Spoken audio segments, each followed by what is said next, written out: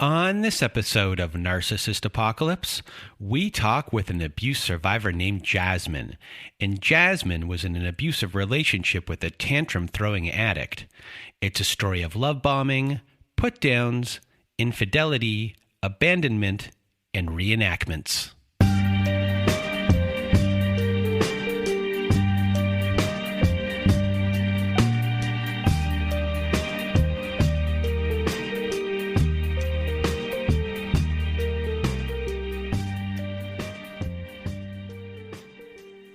Welcome to Narcissist Apocalypse, everyone. I am Brandon Chadwick, and with me today we have Jasmine. How are you? I'm good. How are you, Brandon? I am doing well, and thank you for being here with us today. And if you want to be a guest like Jasmine is today, please do go to our website at narcissistapocalypse.com. Top of the page, there's a button that says guest form. When you click on that button, it takes you to our guest form page. There you can read all of our instructions and either send us an email at narcissistapocalypse@gmail.com or fill out our guest form and press the submit button. And please do send it in the format that we ask for. And a content warning for today's episode. There's discussion of childhood sexual abuse on a couple of occasions, once when it comes to Jasmine and another time when it comes to her daughter. And there's also discussion of physical abuse in this episode as well. So that is your content warning for this episode.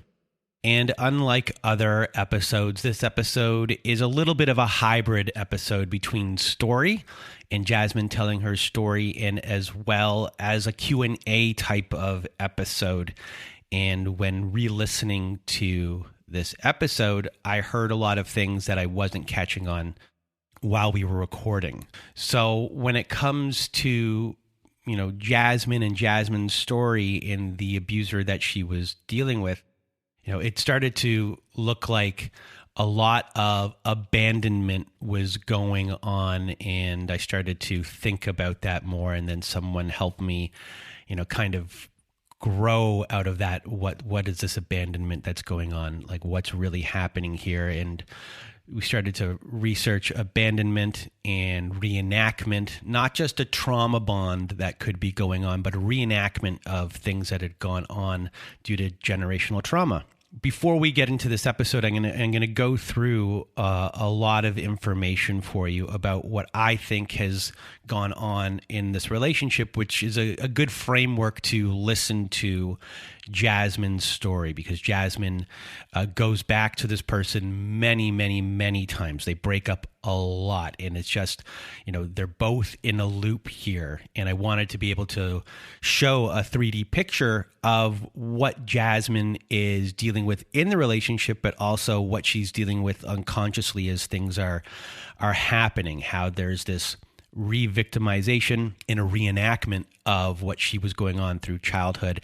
And as well for the abuser in this situation, each person has taken on a specific role. So with that being said, when we think about a lot of these relationships, a lot of people tend to unconsciously gravitate to what feels comfortable, even if it is toxic to your psychological health, to your growth. And when early attachment trauma is reenactment, which is what I believe is going on here with Jasmine and the abuser here, it is often based on intergenerational transmission of abuse, neglect, abandonment, or betrayal.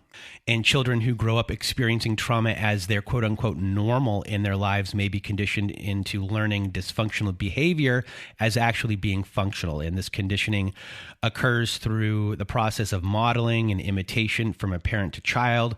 So this is where kids learn what is acceptable normal behavior. And they see it in their homes. And when they see that in their homes, they tend to generalize that into many areas of their lives, including how they see themselves, the types of friends that they choose, and, who they get into romantic relationships with as they become an adult. Some people might have a type of partner that they are constantly choosing, creating similar dynamics from one relationship to the next. There could be certain personality styles that are the same, similar behavioral quirks, similar past traumatic experiences that they have themselves.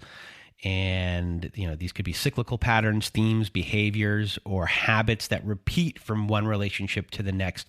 And this is identified as trauma reenactment.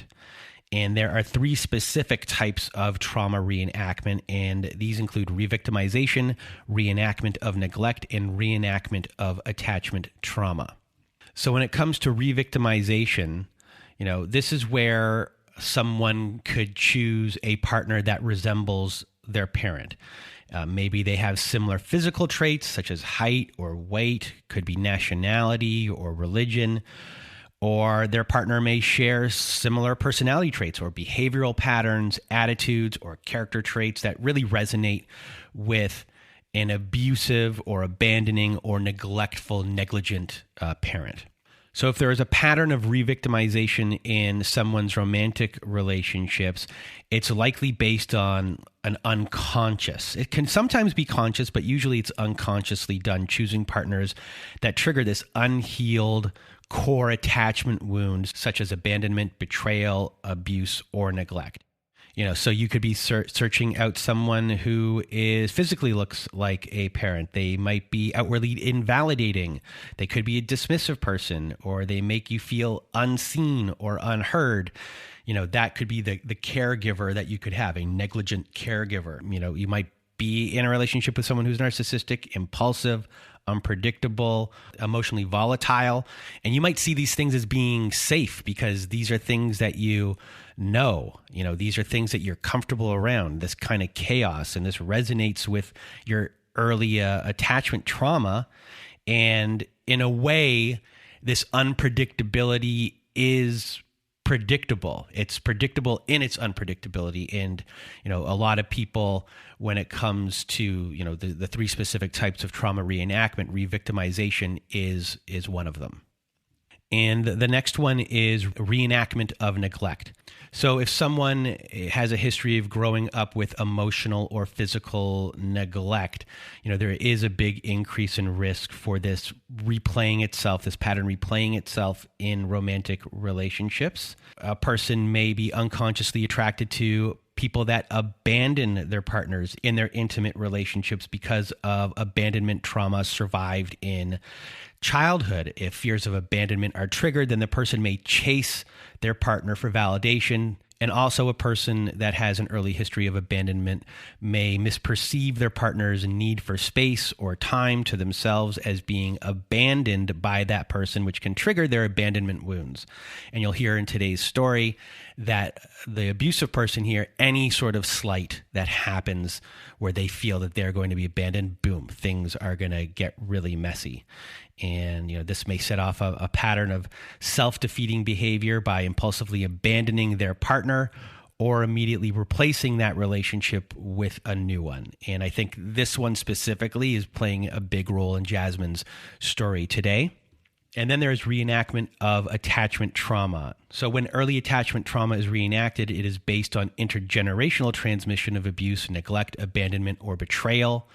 And this pattern is seen in parents who are unaware of their own trauma or have not chosen to heal it and have thus passed similar trauma on to their own children. And these can be coping strategies, distractions. Toxic positivity can be used to minimize and negate the effects of trauma. Denial, where traumatic experiences are not acknowledged. These things can breed further trauma by invalidating a family member's experiences by repeated exposure to the same kinds of trauma or by becoming estranged from the family as a result of the trauma.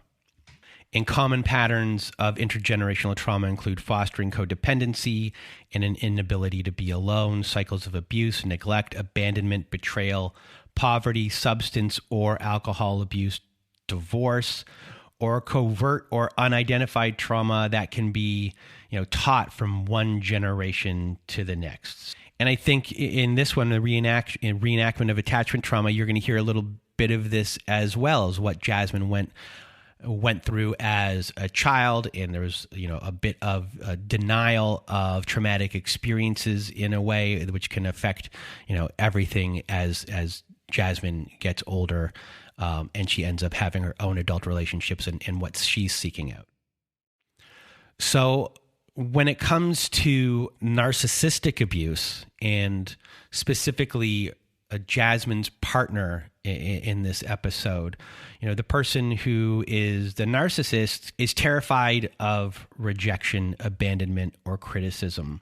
Their childhood could have a lot of rejecting and abandoning behaviors by their primary attachment figures.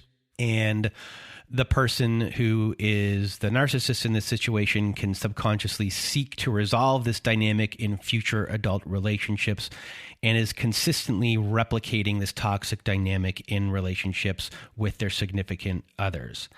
And when a narcissist is faced with abandonment, they often react with anger, aggression, and even violence. They may also become passively aggressive, attempting to hurt their partner without actually doing physical harm. They may lash out and accuse other people of abandoning them, even when they are the ones who are initiating the abandonment. And you're going to hear a lot of that today. A narcissist may also feel devastated and experience deep emotional pain when faced with abandonment. And they may feel hurt, shame, embarrassed sometimes for not being able to control their emotions. They may become resentful and think about revenge in an effort to regain some sense of control. And they may try to belittle their partner and make them feel guilty for leaving. And someone who is a narcissist when it comes to disorder may also go into denial. They may act as though the abandonment never even happened. They may speak to their ex as if nothing has changed, and they could become emotionally distanced, which furthers the emotional pain of the abandonment. And this all serves in an attempt for, the narcissist to avoid feeling and facing, their own feelings of loss and insecurity. So when it comes to the narcissistic abuser, they have experienced this emotional void in their early years and have just really become excessively focused on acquiring love and attention and admiration from other people to fill that void. But, when it comes to the abandonment issues that arise, if the person who is the narcissist in this situation, the narcissistic abuser, believes that the person that they are in a relationship with, that any of that admiration or love from them has diminished in any sort of way, this manifests in becoming angry if they don't receive it, withdrawing when, they don't feel like they are being adequately appreciated. And adequately appreciated for them might be the smallest slight that can really set them off. And as I already stated before, this is the story that you're going to hear today. Someone who, is abandoning doesn't realize that they are the one that is the abandoner, but they're blame shifting so much and putting it onto Jasmine. With Jasmine, with the way that she has grown up, she's trying to avoid another heartbreaking abandonment that she has gone through. And so she could be hyper vigilant about appeasing the abuser. And there's just this constant emotional abandonments that are happening that really start to strip, her sense of self, and she starts to grow insecure. That's what you're really about to hear, where you're really caretaking the other person.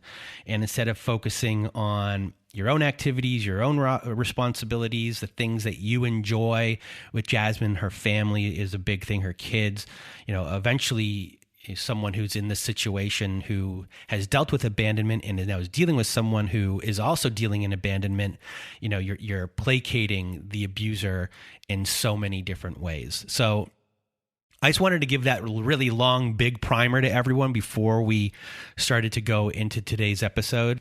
So, with today's episode, this is what Jasmine is dealing with, and it might seem to a lot of people like it's the same thing over and over and over and over again. And but this was Jasmine's life, and it's just this reenactment and this abandonment loop that both of them are going through. So a really big thank you to Jasmine for being here and sharing her story. And now I'm just going to get out of my way and your way. Jasmine, the floor is now yours. Hi. First of all, I just wanted to say thank you for having me. And yeah, I started listening to your podcast back in February after a very turbulent ending of a relationship with somebody that left me confused and I'm 100% broken. I've never felt that way in my life. And just started to realize, okay, maybe I am suffering right now from a trauma bond. Maybe for this past year and a half, I have been being abused and I didn't realize it. And so, yeah, your podcast really just made me open my eyes and help me to heal, honestly. Like it was nice to know that I'm not alone, even though, I don't like saying that it's nice to hear other people's stories because it's not. Like I wish none of, any type of abuse and manipulation, I wish it didn't exist, but unfortunately it does. And I put up with a lot. And I think it has to do a lot. Like when I look back, the way that, I had a loving mother. She's my best friend till this day. She did what she knew how. And I now realize that she has a lot of childhood trauma too that nobody helped her with. And so when it came to my childhood trauma, as a teenager, I think I did hold a lot of resentment towards her about not doing more for me, keeping me safe. But then now in my childhood, I just say, I think I look back and how could she help me? She can only help me from the level that she was helped at, which was really nothing. She was kind of left to fend for herself after the things that she went through. So yeah, I was the youngest child of my mom's and I grew up with one brother. I have six brothers though, but I'll get into that more later. I grew up with one brother. He is 3 years older than me. And my parents were married when I was born. And I was a huge daddy's girl. I love my dad. And my mom kind of jokes and says, "Oh, you didn't really like me. You loved your dad." And so there was few very prevalent moments in my childhood that I remember. But the things I do remember from my childhood was when my dad sat me and my brother down to tell us that he was leaving and that my mom and dad, they were not going to be together anymore. And so I remember being on my brother's bed and we are looking at my dad and he was saying, "I'm not going to be here anymore, but I'll still take you guys." And I remember just feeling so sad and confused. And after he left, there was really no consistency in seeing him. And like I said, I was a huge daddy's girl. So I grew up a very angry child over my dad leaving. And so he did take me and my brother here and there, but it wasn't consistent. It was very inconsistent. And there was a lot of broken promises and there was a lot of, uh, yeah, just not being there. And so when my mom met my stepdad, I was very angry. He always said the first thing I said to him was, "You're not my dad. So don't, basically like be in your place. Don't try to be my dad." And that's how it was my whole life with him. I pushed him away. I never let him in. And so when my stepdad came into my life, there was a lot of consistency. Like my mom is still married to him today.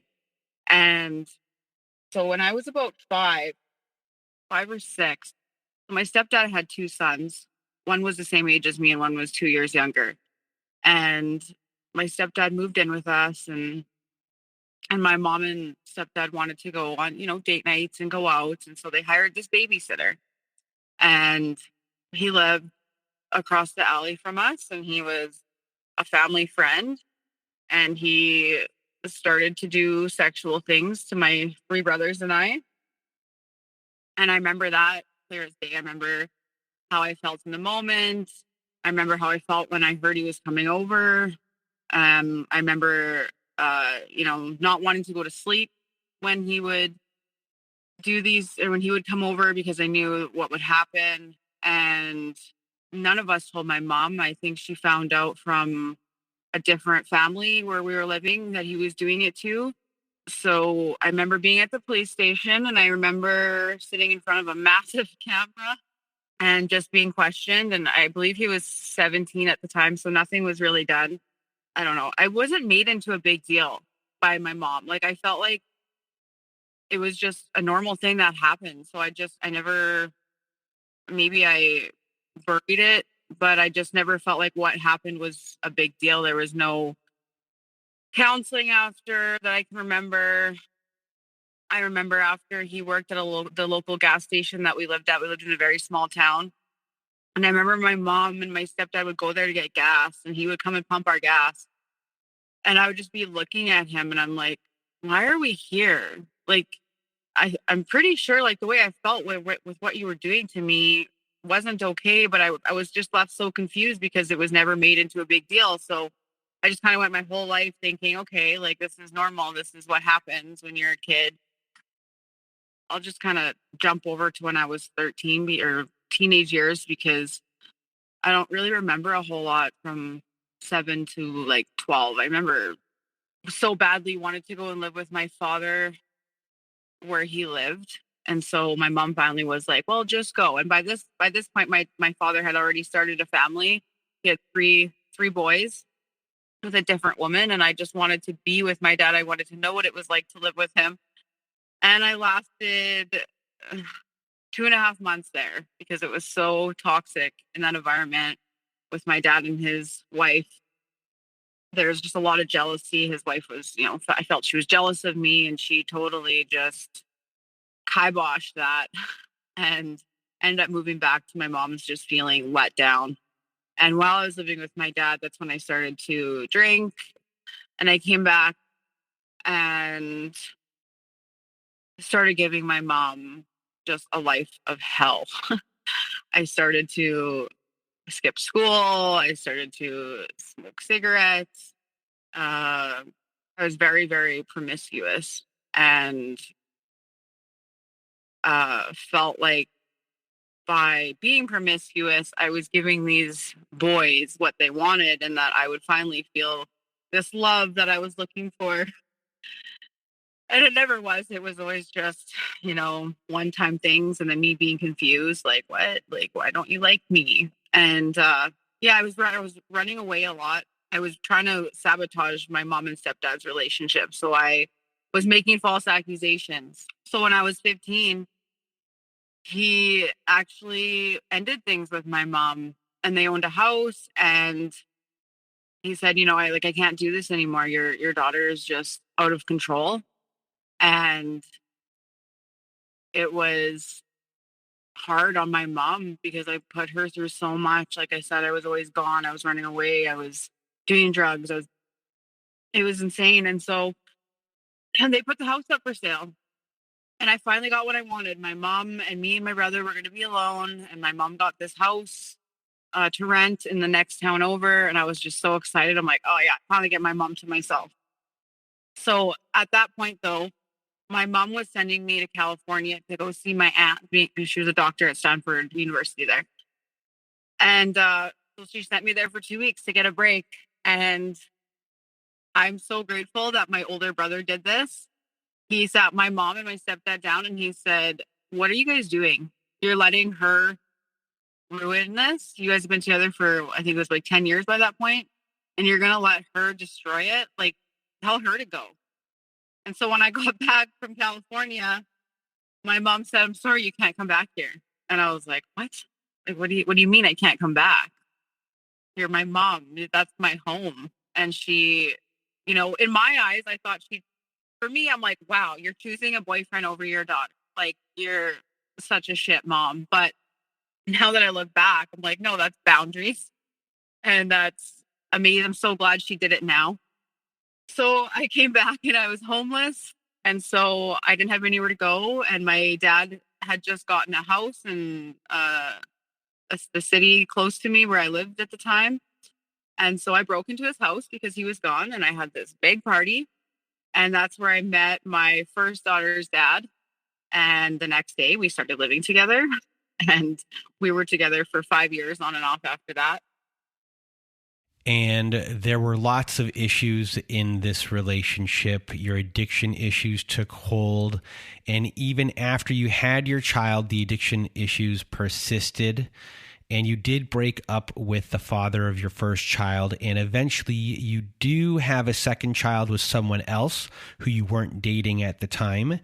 And from here on out, you kick your addiction to drugs for good. And then you do end up getting married, and you then did have 2 more children with this person. But from there, something terrible happens.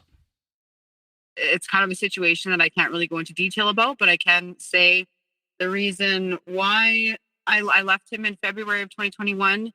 He was sexually abusing one of my children. And so the moment that came out, I left instantly. I didn't stay. I didn't try and figure out if it was the truth or not. I just believed my child right away because I always knew that if I had that happen to one of my kids, I wanted to support them any way I could, better than I was supported. I wanted to break that chain of I guess making it feel normal, because I had done a lot of healing in my teenage years. I got myself therapists and counselors on my own. I didn't ask my mom to help me. I would do it by myself. So I did do healing. I knew it wasn't okay. So when my daughter told me, it was like, bam, gone, packed up the kids, and I left, and I haven't seen him since. And I do just want to clarify, because some people ask, he has been charged and there is a trial set. So I just want to make that clear for anybody that's listening. And so I left in February 2021. Moved my kids to a different house in the same city that we live in. Built my life back up. Tried my best. My ex-husband was the breadwinner, so it was scary, but I made it. And after all this, you eventually meet, or I'll say re-meet, the abuser that your story is about. You had met him 17 years previous, where you were living at the time, and you actually didn't like him back then. But now he's back. He finds you on Facebook. So what happens from here? I got a friend request from my recent ex, Narcissist ex. And right away it was like, I remember thinking in my head, I'm like, I didn't like you like 17 years ago. I don't know if I want to talk to you. Like, I hated you. He was with my friend, and he was very verbally abusive. And I actually ended up punching him back in the day because he was yelling at my friend so rudely. I'm like, shut up. Like, you're such a dick. And so, anyways, we started talking, and I'm like, okay. Like, I have done a lot of growing. This has been 16, 17 years since I've seen you. I know I'm a different person than I was back then. So, I mean, who stays the same 17 years ago? So I'm like, well, maybe he's different. So I gave him the benefit of the doubt and started talking to him. And I was like, he seems very different. He seems like he has his head on his shoulders. And I'm like, wow, like, good for you. You know, I knew that he was an addict back in the day. He had kind of a rough growing up where, you know, his mother abandoned him, and his dad was using drugs with him. And so he tells me he's in recovery. For 6 months he was clean. And I'm thinking, right there, when he told me he was in recovery, I was hooked right then and there. I was like, wow, he's in recovery. This is amazing. And even though I had this, my red flags were going off. Like, every time I talked to him, I'm like, I had anxiety. I didn't feel safe, but I thought it was just my ex-husband stuff creeping in. Like, be careful. Remember what happened with your ex-husband? Be careful. So I blamed it on that. So him and I talked for about 2 weeks, and bam, all of a sudden he was gone. I don't even know where he went.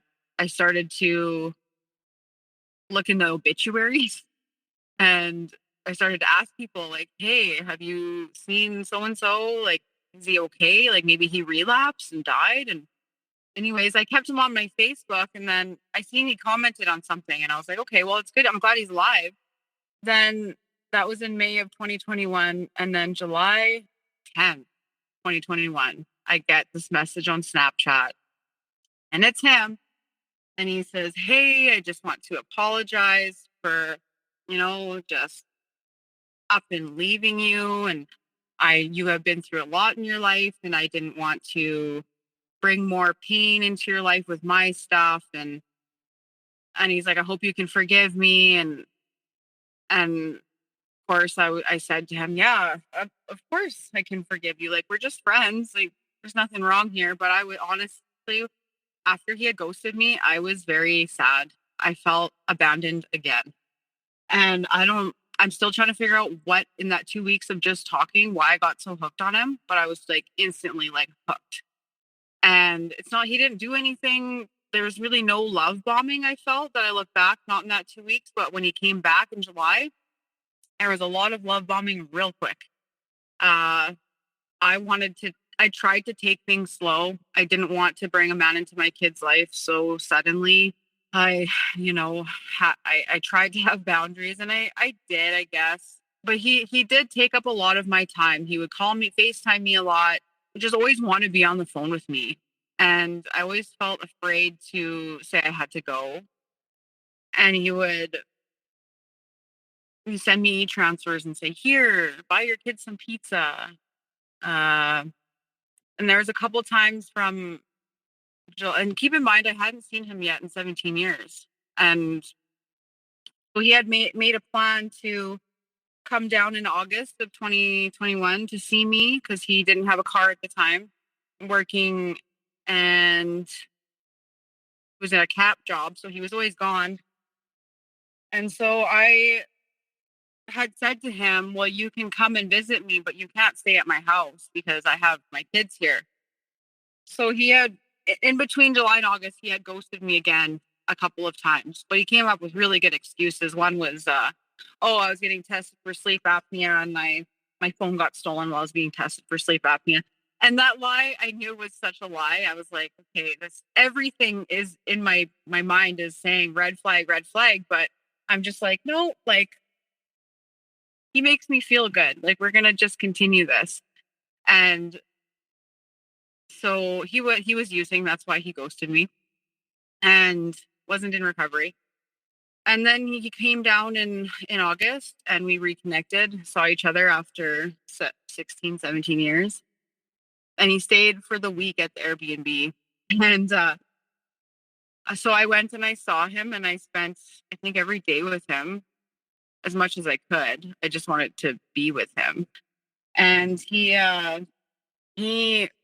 did try to he wanted to take me and my kids out for dinner after I had told him several times, "No, that's not going to happen. I don't want you meeting my kids yet." And so when he came down for the visit, he had taken me grocery shopping, which now I look back is weird. Are you buying me groceries? He would fill my tank up with gas. So here you have this person that ghosts you, but then this love bombing happens and you're brought back. He's being overly generous with things. You've stated a boundary about your kids, and he's pushing back on these boundaries. He's not respecting things. And you had this general bad feeling about him, but you have this addiction to him already. And this is going to override a lot of your decisions. And this is reenactment that is happening here with you. So now a promise of trips and adventures is about to happen, a future faking type of love bombing. So walk us through this. And so then he went back to work, and then he says to me, "Oh, your son's birthday is coming up." And I said, "Yeah." And he said, "Well, why don't we go to Edmonton for the week for a few days with the kids? I'll take all you guys there." So I was like, wow, like that, no one's ever done that for me. Like, my ex-husband never wanted to travel. He never wanted to do things like that. And so he footed the bill, and my kids met him in Edmonton when we stayed at the Airbnb. And he had this cake professionally made for my son. And he had gifts for my kids. He had gifts for me.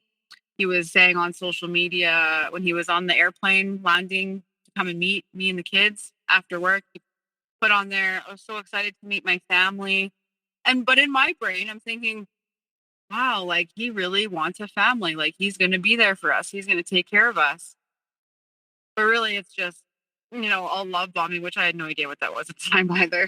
And so, yeah, he met my kids and they hit it off, and we had a really good time in Edmonton. And we took the kids swimming and we did a lot of fun things. And then he came back. He came back with us to my house, and he basically just started living with us. It wasn't really a conversation we had talked about. It was just, okay, boom, you're living with us. This is how our life is now. And so when he came back with us from Edmonton, he actually bought a car. He bought a BMW. He was all of a sudden all about having all these nice things. And I thought it was, I felt like, okay, cool. Like I'm dating a guy with a BMW. This is kind of, kind of cool. And about a month went by, and he was gone for 3 weeks at a time, roughly. And then he came back for Halloween. And I remember I went through his phone. I just had this suspicion. I went through his phone, and he was talking to other women, and he was saying some pretty sexual things to them. And so I told him, and he just he's made it sound so good.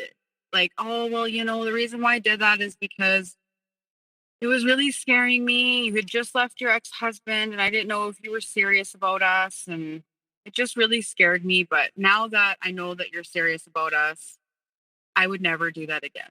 And I'm like, oh, like, I'm sorry that you were so scared that I wasn't sure if I was serious or not about it. So here's a moment where you catch him cheating and he's just able to flip it around on you and make you feel bad about it, which is a pretty smooth manipulation flip on his part. So after this, he then has a relapse. So now you're dealing with the beginnings of abusive behavior and addiction issues. And this can be very confusing. So what happens from here? First relapse that he admits to. So I knew he was relapsing in the time that we were talking, but he admits to this one. He had totally ghosted me for 30 hours. And so I had reached out to his family at this point, and his family really liked me. And his aunt and his cousin his cousin was taking care of his money, his finances. So when he got paid, it would go into their joint account. And then my ex had his own account, and she would send him money as he needed, because if he had money, he was off using. And I didn't know this until maybe 2 months into a relationship. And I'm thinking, oh my gosh, but at the time, I didn't think anything of it. I'm just like, okay, this is just a man that's trying to better his life, trying to come back from things. He's trying to get stronger and this and that. And so I reached out and I said, I don't know where he is. And they said, oh, well, he's probably out using. And I'm thinking, well, what? He's been in recovery for almost a year. Like December 6th, 2020 is when he quit. And then his cousin's like, is that what he told you? And I'm, yeah, he's been using for months. And I am like, and I knew that, but it was just a confirmation that, okay, I'm not going crazy. He's using. Okay. And she said, when we first met you, or when we first heard that he had a new woman, we were so excited that finally somebody was going to take him off our hands. Someone else could look after him. And she said, but now that I get to know you and I see what you just came from, like, you need to run. And I'm like, why? Why do I need to run? She said, just trust me. She's like, just go. You need to go. It's going to get worse before it gets better. And I'm thinking, well, I can't now, because he's finally out of he's done. He's out of drugs, and he's texting me and he's saying, I'm so sorry. I can't lose you. And you're the best thing that's ever happened to me. And so in my head, I'm thinking, well, I can't leave now. Like, look at me. I'm going to help him. I'm going to ride in on my white horse. And I'm going to help this addict. I can finally fix somebody, because I never got my dad to stay. So maybe I can get him to stay. And so and then I also felt responsible if he had overdosed and died. If he had maybe gone off the deep end because I ended things. And then, yeah. And so I stayed, and it got worse. So you're confused. There's these rages and tantrums. And you wrote to me that you started to look up abuse online and things started to kind of really resonate with you, but you really didn't want to face it at that time. So, what were you thinking here? And what were some other abusive things that he was doing? Be like, no, he's not. He's just an addict. And he didn't have a good upbringing and he doesn't know how to regulate his emotions. And he didn't have a mom. He would gaslight me. Like he would say, he would bring up like my past traumas with my ex-husband. And he would make pedophile jokes, and he would pretend like my ex-husband broke into the house while I'm sleeping, and I would wake up and I'd be like, what are you talking about? And he'd be like, oh, I think he's in the house. And then I would get really upset, and he would say, I'm just joking, like calm down, go back to bed, obviously you need to go back to sleep if you're that grumpy. And he would make little comments about like, I like to get my eyelashes done, and he would say, you're so fake. Like you just get lashes done. You're just fake. And I'm like, okay, like, thank you. And he's like, I'm just kidding, babe. Like your lashes are beautiful. And he would make comments about my parenting. All of a sudden I'm not this perfect parent anymore. And I remember being confused because he had two sons that he abandoned. And I'm thinking, okay, but like you don't take care of your kids. I do. And, if my kids didn't clean up their messes, he would say, you don't even teach your kids anything. They're going to grow up knowing nothing because you don't teach them this and that. They don't even know how to flush the toilet. How hard is it to teach them how to flush the toilet? And then that would upset me. And I would go silent. Like I would never really fight back with him. I would just go silent. I just would completely shut down. It was like flight or freeze. I would go into freeze mode. I wouldn't know what to say or what to do. And then all day he would say, what's wrong? What's wrong? And then finally I would tell him, and he would say, oh my gosh, here we go again. You're so sensitive. I don't think this relationship is going to last very long because I just can't handle your sensitivity. And he would just like criticize me on the littlest things, like I was putting water in a pot one time and it was cold water. And he came and he shut the tap off and he's like, why aren't you putting hot water in there? Don't you know how to do anything right? And I'm like, what? What just happened there? Like we were having a really good day and now it's supper time and all of a sudden, bam, just a switch went off in his head. And I'm like, now I can't put water in properly. Like what? Like it was so confusing. It was so, yeah, there's not even an explanation for it. And so I just kept trying harder and harder and harder to make him see my value, see my worth, like he did in the beginning. Because in the beginning, it was like, okay, I'm this amazing person. And now I'm basically just feeling like I felt like a piece of shit. Like I felt like I wasn't worthy. I felt like I couldn't do anything right. I didn't feel like a good mom anymore. And I kind of just gave up on making myself happy. And my kids, even my kids were like, Mom, like you don't spend time with us. You don't care about how we're feeling anymore. And my kids suffered. They really did. So at this point of your relationship, the putdowns, the gaslighting, the nitpicking, the outbursts, you begin to be in a little bit of a freeze mode. That's taken hold a little. And now it's affecting, your kids too. Your worth is in his hands and he's really able to push and pull you here. And you're ping-ponging, and that is not a good thing. So eventually you don't freeze. There's this big gaslighting incident that happens and you call him out on it. And this has him lash back on you saying that you need to be on meds, which so many people listening have heard this kind of tactic before. So walk us through this. So then after that, he had said to me, I think you need to try out new meds because you're going crazy and I can't handle that. And I don't know how much longer I'm going to be able to be with you. And so I was like, oh my gosh, okay, yeah, okay. So I made a point with my doctor and I got on new antidepressant/anxiety meds. Keep in mind, he's not looking to make himself better. I'm the problem at this point. And so I went and I saw the doctor and he says, I'm really proud of you. for admitting that you have this problem. And, just because your ex-husband did something to you, doesn't mean that I need to suffer for it. So even though you are on meds now, he still hasn't changed. He's doing nothing. And eventually, once again, his addiction issues will show up again, and he eventually has to go to rehab again. He'll make a lot of promises. Once more, he'll make a lot of promises and how he'll be a better person after. And you're still thinking that it's his addiction issues that have to be fixed. And if that gets fixed, then everything else will be fixed. So what happens once he gets out? And so, then he got out of treatment, and I thought, okay, everything's going to be perfect now. Everything's going to be great. He's sober. He's clean. Honestly, it was worse from before when he was using. So the first 6 months were better than after treatment, because after treatment is when everything, I think by that point, he already knew he had me hooked. I wasn't going anywhere. And it was like, okay, I put her through hell and back. I can do whatever I want now. And he did. So he got back from treatment, and he was really helpful around the house. But by this point, my mental health was so bad. He was getting my kids off to school, and I never asked him to.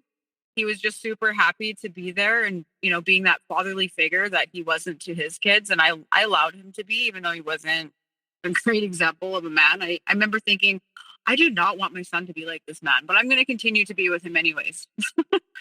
And, so he would get my kids to school, and then one day he just snapped. What kind of mother are you? You don't get them to school. I'm the one that's doing everything for them.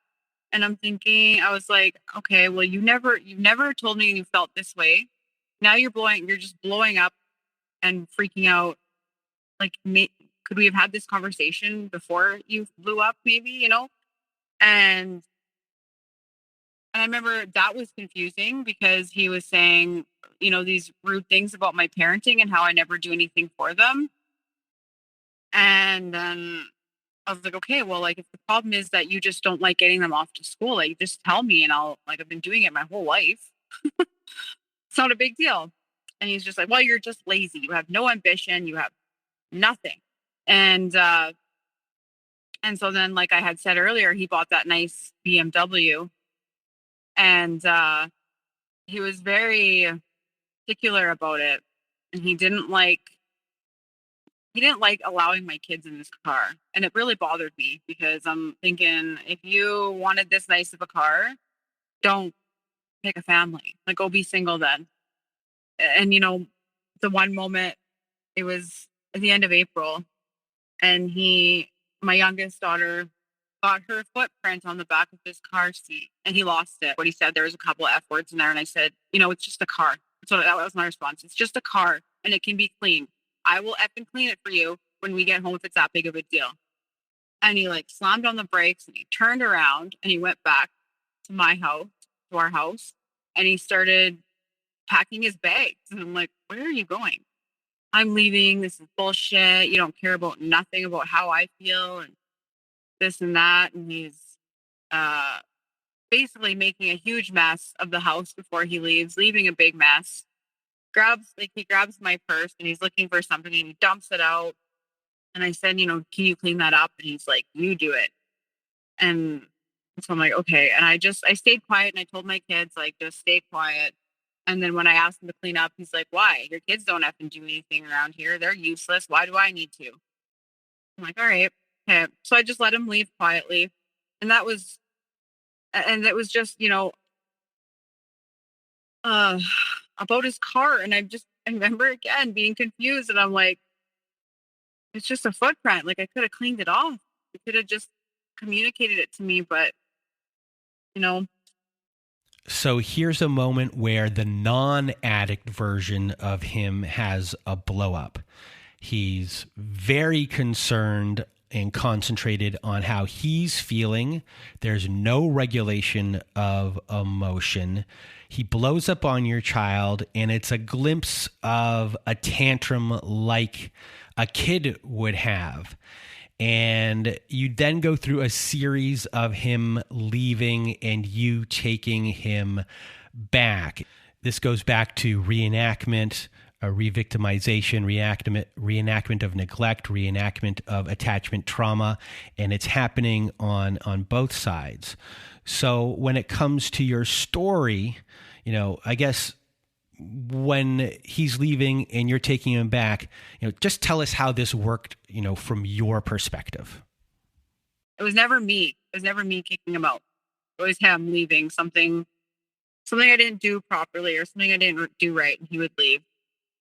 And now that I look back, it was probably just to go. I don't think he was using, but I think he was maybe cheating, or because he would come back and then he would love bomb me again. He would buy me things. He would promise me and the kids trips. And I remember after a big fight, and I remember thinking, okay, like I do need to be done with him. I need to be done with him. And then he would say, oh, I want to, like Niagara Falls was another trip that we went on. And he started talking about that. Stop telling my kids about it because I don't know if we're going to make it that far. Because at this point, I knew I had to leave, but I didn't know how, because I knew he wasn't going to leave quietly. I knew it was going to be a big deal. And I knew it wasn't just going to be this simple little breakup. And it just started to get worse. He started to be gone more.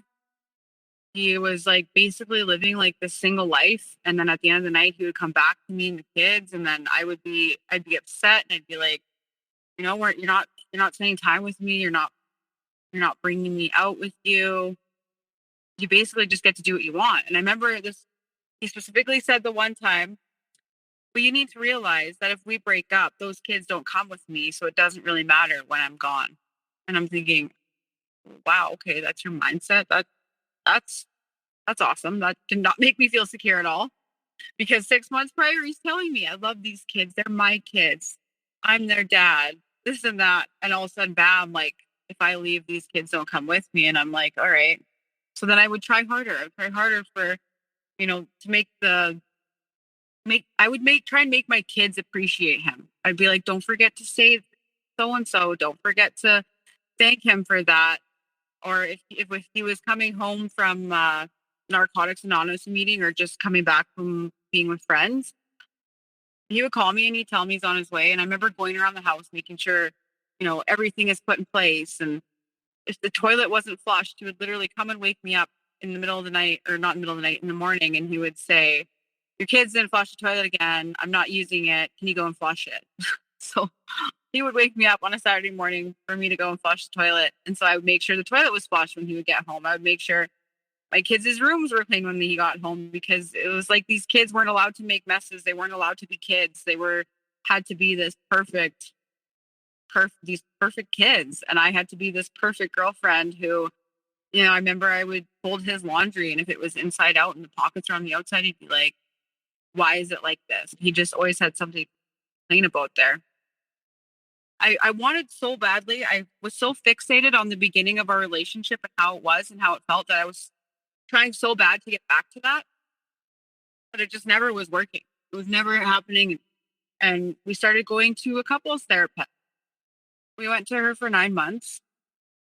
And I remember feeling really good after we would leave, because for the first day or two, he'd be really good. He'd be very considerate of my feelings. He would try a little harder, I guess. But it was always short-lived. I knew I was still the same person as I was in the beginning. I was still loving. I was still caring. I was very empathetic towards him and his situation. I always made sure that I wasn't triggering him. I was always, okay, wake up every morning. How can I make him happy? How can I make sure that he has a good day? And if he woke up having a bad day, all of us are having a bad day. Yeah. And, and then there was times where he would say certain things, like if I didn't do something, he would take away, like, I don't know how many times he took away the Niagara Falls trip. There's several times you'd say, well, we're not going anymore, cancel the Airbnb. And then I wouldn't reply for a while, maybe like an hour. And then I'd say, okay, are you calmed down now? Are you sure you want me to cancel the trip? What are you talking about? You're the one who wanted to cancel it. I'm like, no, I never said that. I didn't, and then I would be confused. Okay, maybe did I say that? I didn't say that. I never wanted to cancel the trip.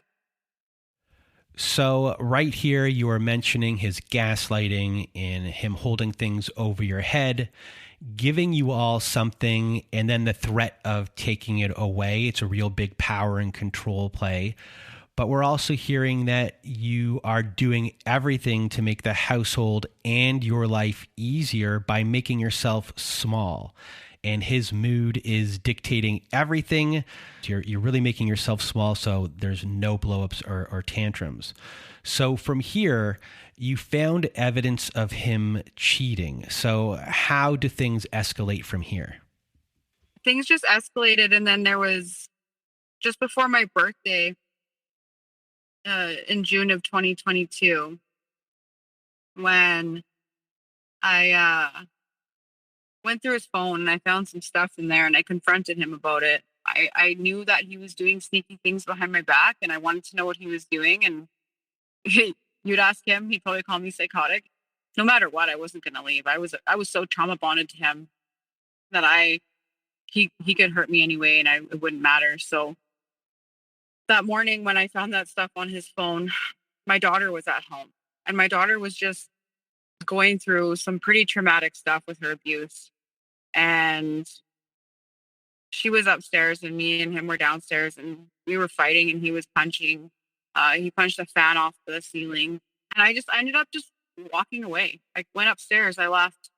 And he followed me upstairs and he was calling me names repeatedly. And my daughter ended up just, screaming at him and saying, like, shut up, get out of the house, leave my mom alone.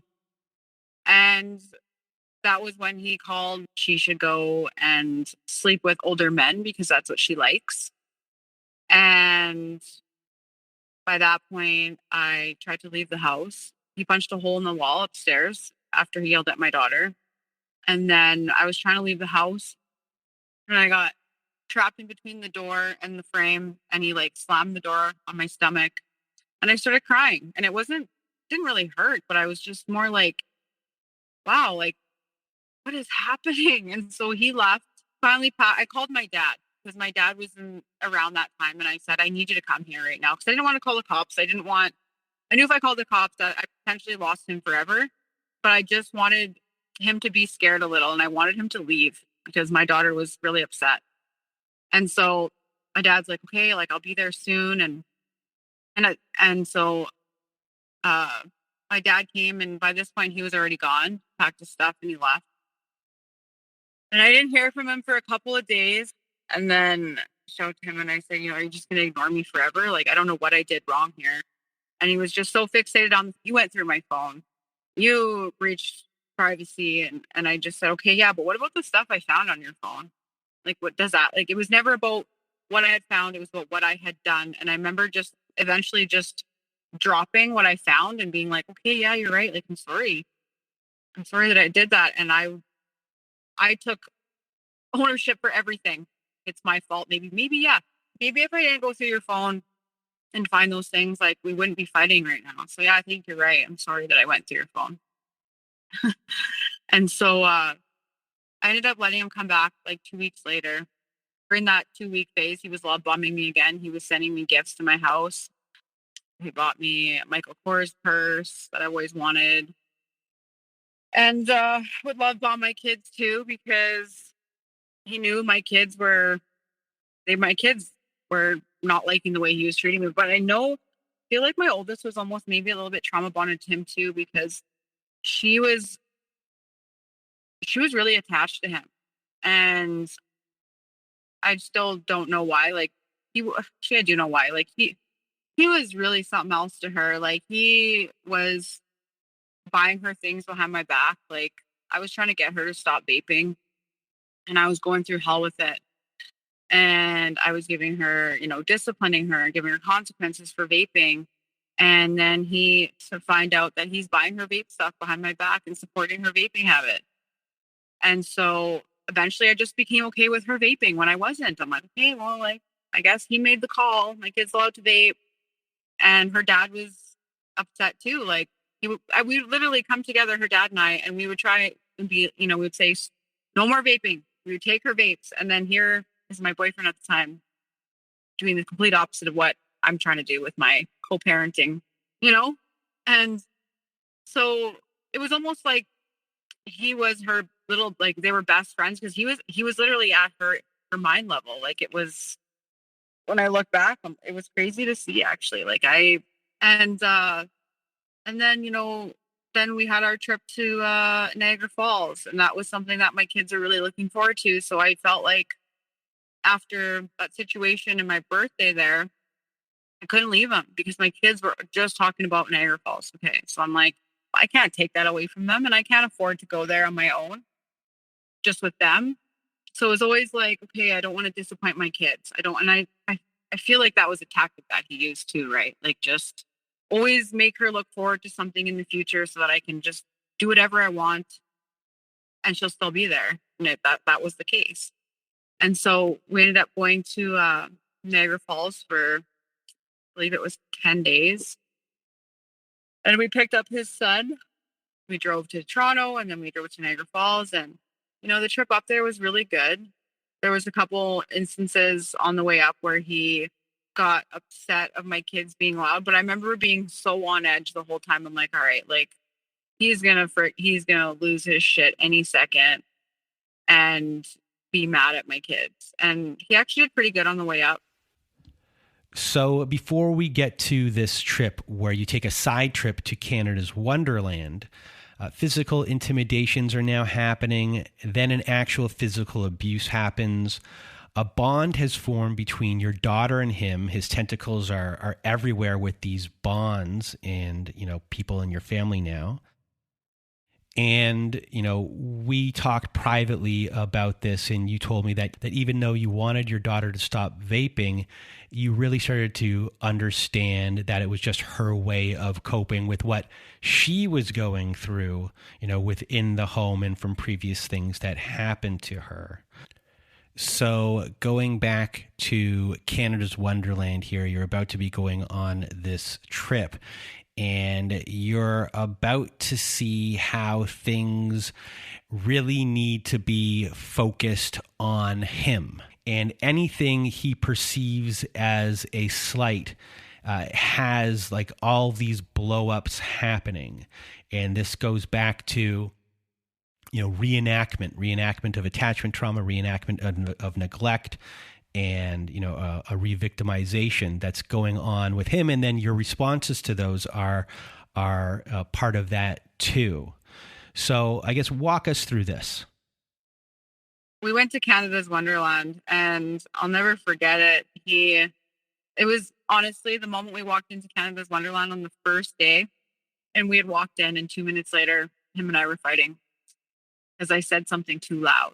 And he didn't want the kids to hear. And he was like, shut up. What the fuck is wrong with you? And I'm like, whoa. I'm like, why would you just tell me to shut up? And he's like, the kids are going to hear you. What the F? And I'm like, okay. I said, you know what? You go that way. I'm going this way. And I just ended up totally splitting from them. And he took the bigger kids and I took the little kids. And then he's texting me. I don't remember what he was saying, but he was just, way to ruin this trip so far with 2 minutes into Canada's Wonderland and you already have attitude. And I'm thinking, no, I'm just not going to let you talk to me that way. So no, you just told me to shut up, and, I'm not going to put up with that, but it was my fault because I didn't put up with his disrespect. So we went on about our day and we ended up meeting up, and then I don't know if he said sorry or not, but I just ended up thinking, okay, like we are hours away from home. I'm not going to let that situation dictate our whole day. So I just ended up dropping it, even though it still bothered me. But I knew if I brought it up, there was just nothing would be resolved. And then later on that night, my kids were in the kind of like the Kittyland area, Canada's Wonderland. And if anybody's been there, it's kind of like a Disneyland, maybe pretty big. And he was on the phone. And while he was on the phone, I just ended up getting up, walking away to go check on my kids. And as I'm walking away, I'm texting him saying, I'll be right back. I want to check on the kids. And then he texts me and he said, wow, way to fucking ditch me. And I'm thinking, I just texted you, like, I'll be right back, right? And he's like, no, don't fucking bother coming back. You're just a ditcher. And so then I ended up running back to him because he was upset and I wanted to make sure everything was okay. And he was already gone. He left with his son. And I said, what just happened? Like, I'm going to check on my kids. My kids don't have phones and it's dark outside and this place is huge. And he said, no, like, just leave us alone. I'll see you back at the car later. Like, basically just F off. And I'm thinking, like, oh my gosh. And I'm calling him repeatedly.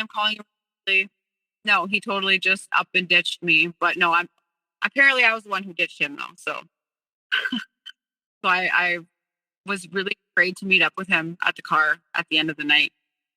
So I took my kids to the bigger side and I went riding with my oldest, went on a couple rides, and then we met him back at the vehicle.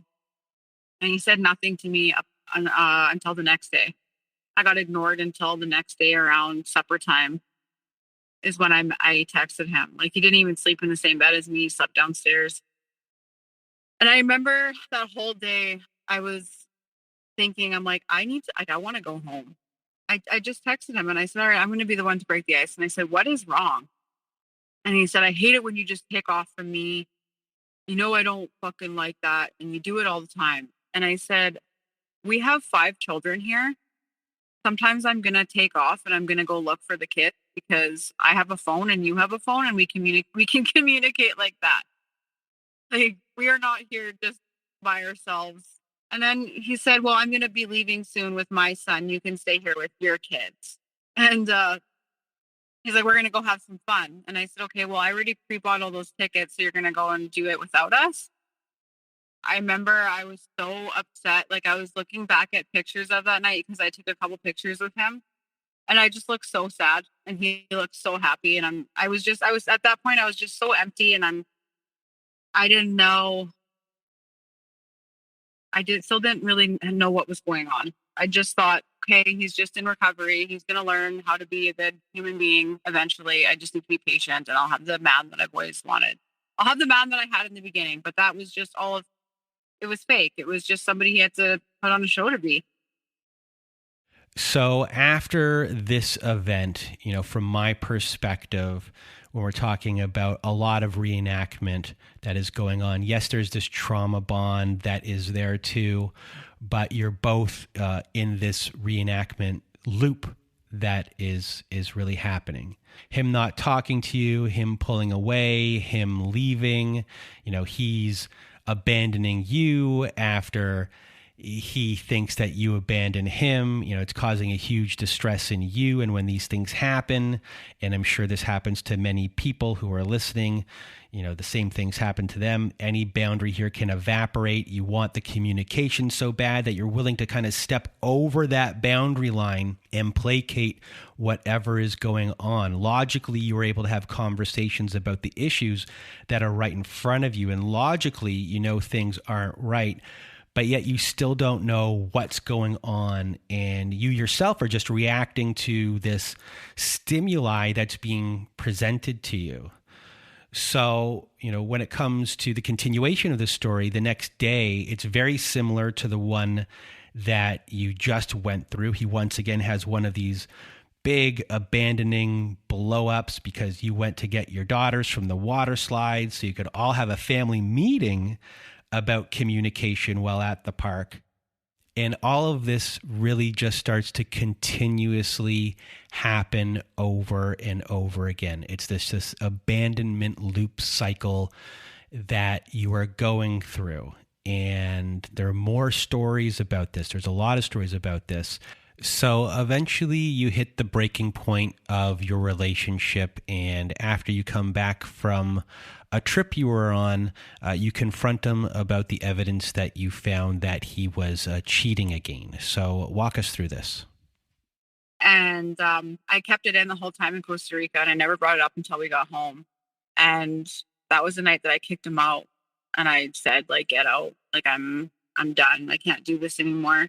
And then he told me that I'm a loser and that I should go die. And all my kids heard it. And my daughter ended up sending him a nasty text. I'm really proud of her, though. It was an amazing text. She told him to get out. I told him to get out. He ended up sleeping one more night there, and then he left the next day. And it was honestly a whole month of being gaslit through emails. I would block him, and then he would get his NA sponsor. Like his Flying Monkey was his NA sponsor.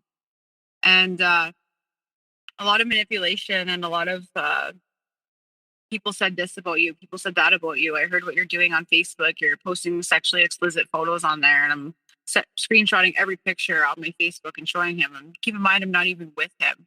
This went on until like 2.5 months ago. I finally ended things with him for good.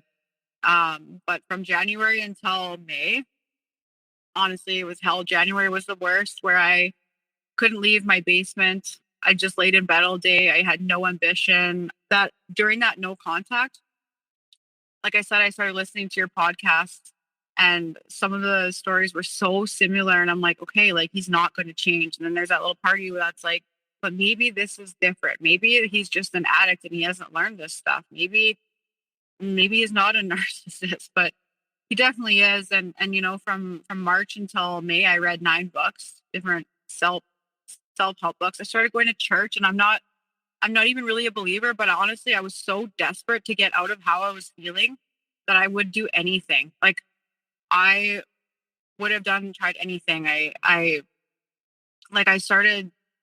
was too scared to leave the house because I thought that I was going to run into him, and I couldn't handle seeing him if he was with another woman.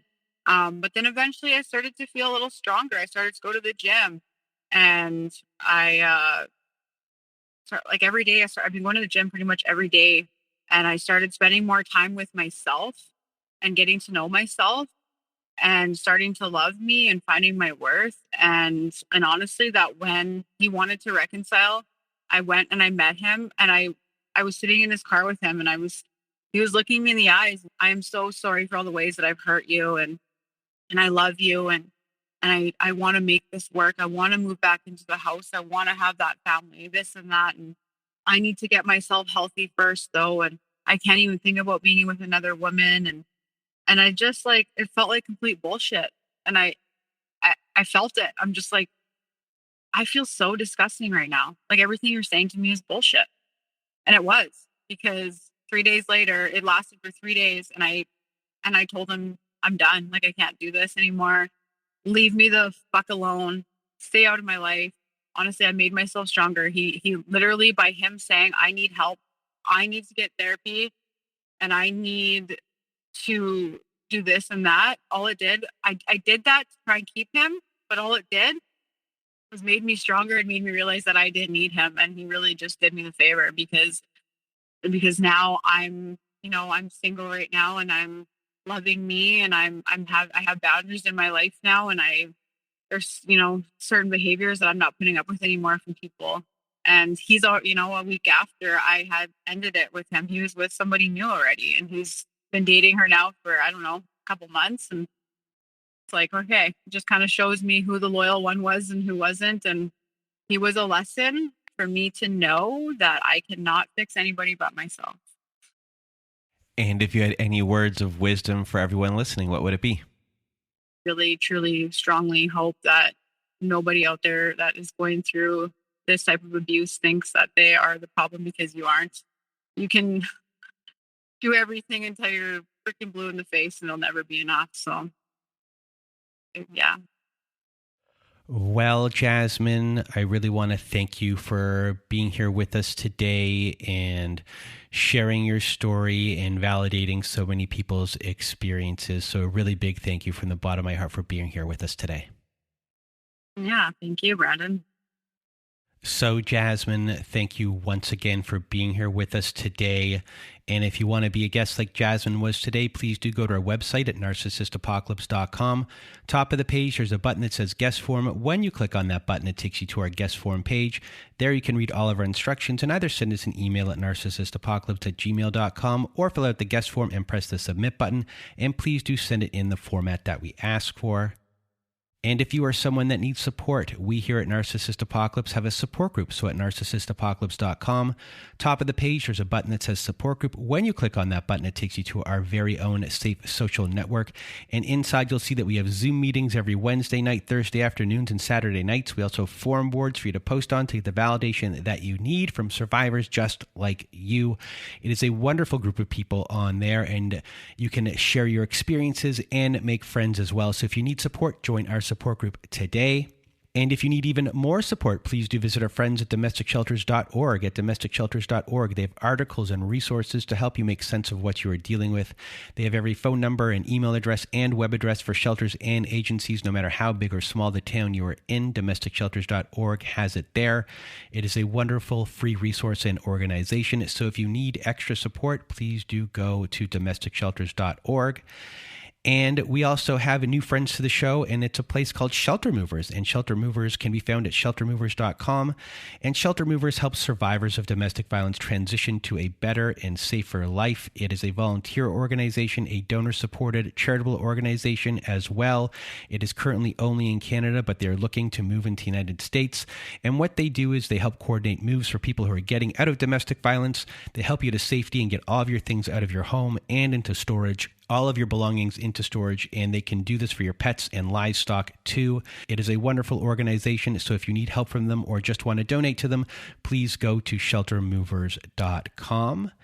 And that is it for today's episode, for today's survivor's story. So for myself and Jasmine, we hope you have a good night.